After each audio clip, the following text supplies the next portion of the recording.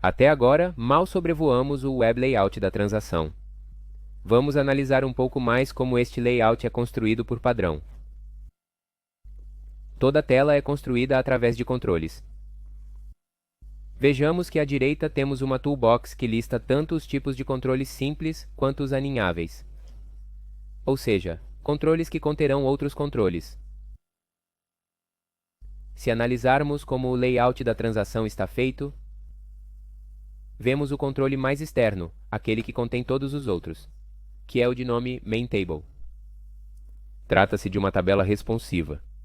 Não importa entender o que isso significa agora. É uma tabela que, como podemos ver, tem 3 linhas e uma coluna só.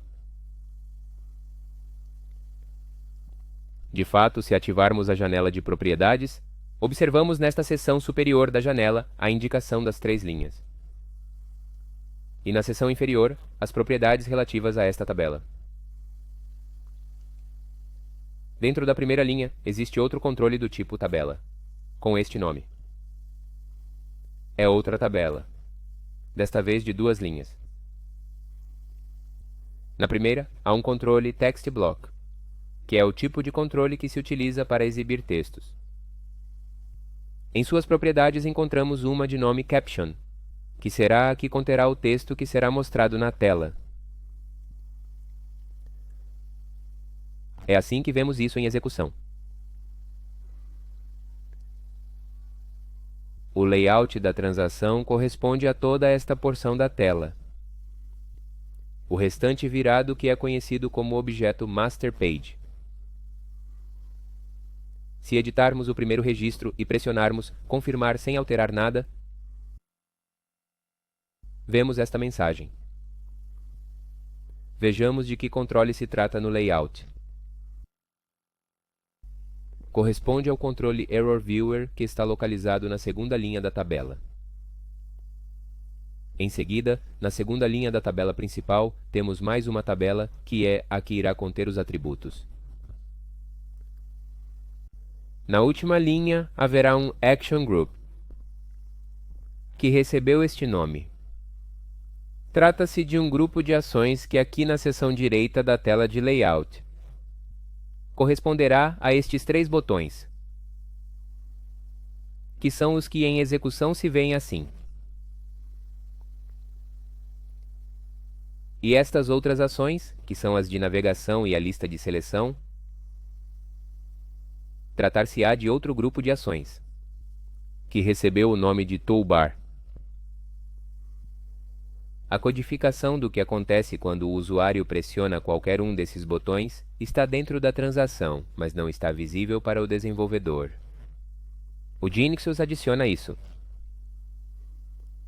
Agora, vamos nos deter na tabela central que contém a informação específica desta transação, aquela que a distingue das outras.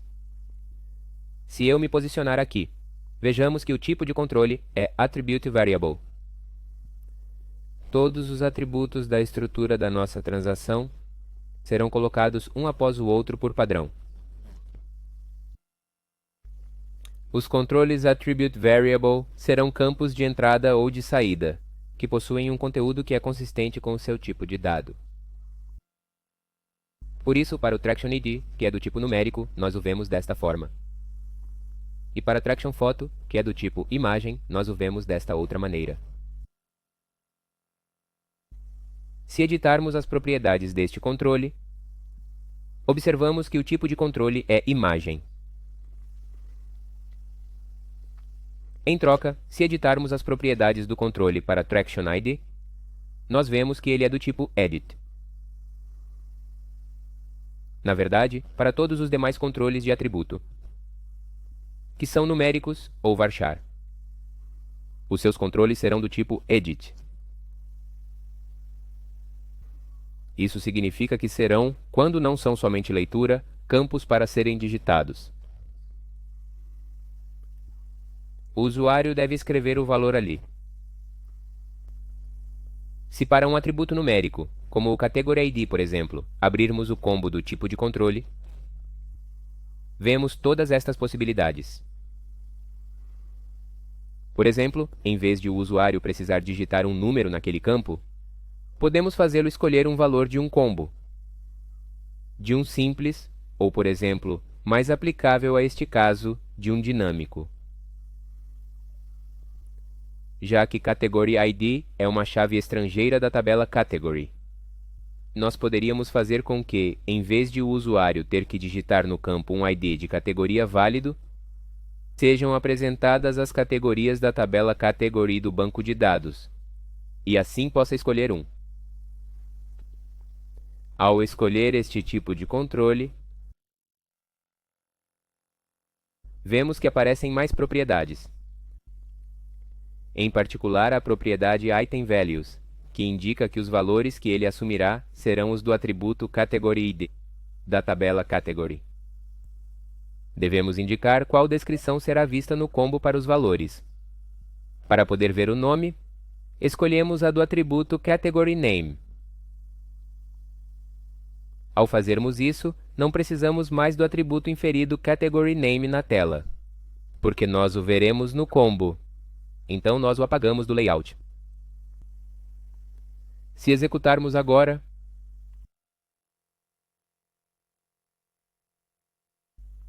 vemos como para o controle atributo Category ID, estão sendo mostradas no combo as descrições das categorias que temos até o momento no banco de dados. O que será gravado na tabela de atrações para o registro selecionado é o ID correspondente àquele nome de categoria. Notamos que não poderemos mais deixar uma atração sem categoria. Para permitir isso, nós precisaríamos que o combo permitisse um item vazio. Para isso, ativamos a propriedade EmptyItem. E executamos de novo. Lá vemos agora a opção None, que deixará em zero o campo Category ID, com o qual conseguiremos não especificar categorias, caso assim desejemos. Algo importante a destacar: quando o desenvolvedor altera o layout padrão, a partir desse ponto, todas as alterações feitas no nível da estrutura, ou no source da transação, não se refletirão no layout automaticamente. Por exemplo, nós acabamos de remover o Category Name no Web Layout. No entanto, vamos ao source da transação, e ele continua lá. O mesmo na estrutura. E se agora adicionarmos um atributo vindo do source, ou poderia ser também vindo da estrutura,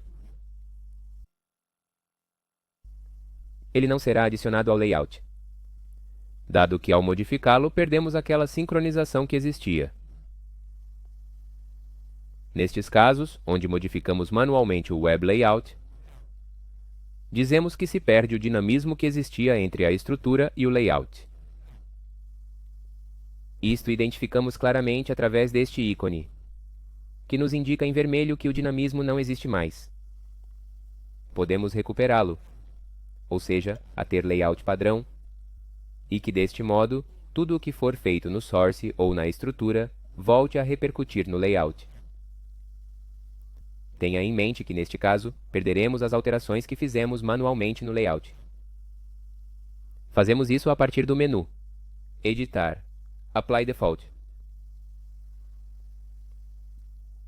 E agora vemos que se mostra novamente o que temos na estrutura da nossa transação, eliminando todas as alterações manuais que tínhamos feito nesta tela. Percebemos que este ícone verde recuperou sua funcionalidade dinâmica.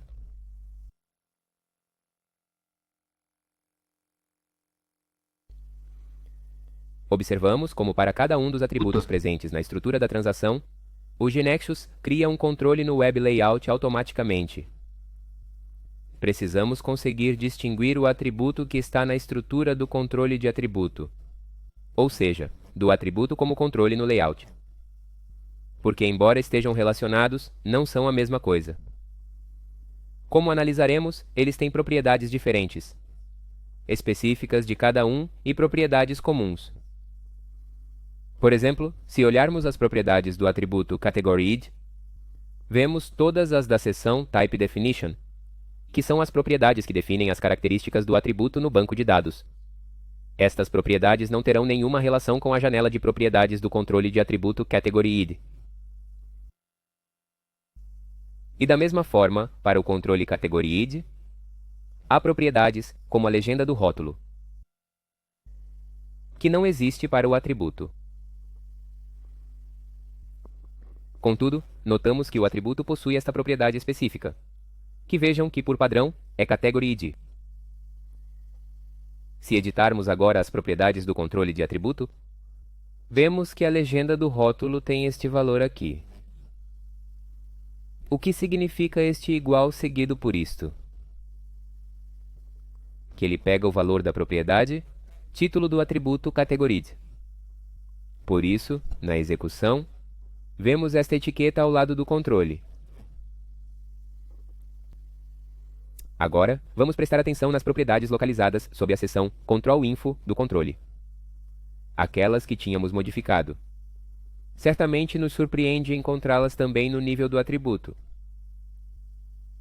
Que sentido faz um atributo ter propriedades que remetem ao seu uso como controle? O sentido é definir os valores padrão.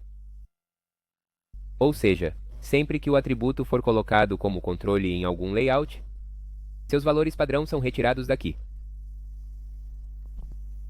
Para vermos em um exemplo, vamos redefinir o tipo de controle do category id para combo dinâmico novamente. Como observamos, ao aplicar o padrão e restaurar o dinamismo, o controle de atributo category id retornará ao tipo id, como era no início. Isso ocorre porque ele está utilizando o valor configurado na propriedade controlType do atributo category id. Entretanto, se quiséssemos que o padrão fosse o combo dinâmico, precisaríamos alterar essa configuração no nível do atributo.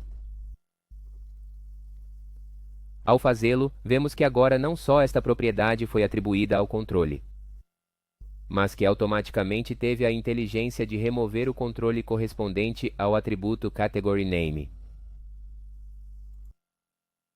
Devemos ter em mente que isto que fizemos no nível das propriedades do atributo provocará que em todos os objetos onde o atributo categoryId for colocado como controle, aparecerá como combo dinâmico. Se além de attraction tivéssemos outras transações onde categoryId fosse chave estrangeira, teria bastante sentido. Porém, devemos ter cautela com a transação category, onde o atributo é chave primária. Ali, não deveria ser um combo dinâmico. Neste caso, deveríamos alterá-lo no nível das propriedades do controle, para um controlType edit. Porque se nos equivocarmos e fizermos a alteração diretamente nas propriedades do controle dentro da estrutura, seja acessando a aba Source e alterando estas propriedades para controlType edit, ou como fizemos antes, posicionando-nos nas propriedades do atributo a partir da aba Estrutura, ficará alterado no nível global do atributo, e portanto também em Attraction. Voltamos a deixar tudo como estava no começo.